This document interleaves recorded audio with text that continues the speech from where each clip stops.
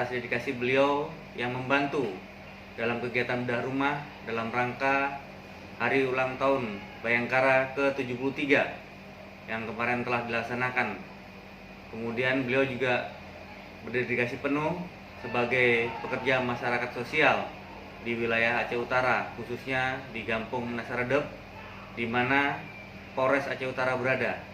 Dan kami berharap Bapak Iskandar bisa lebih meningkatkan dedikasi beliau dalam kegiatan sosial kemasyarakatan, yang mana beliau juga aktif dalam kegiatan keagamaan dan kegiatan sosial lainnya.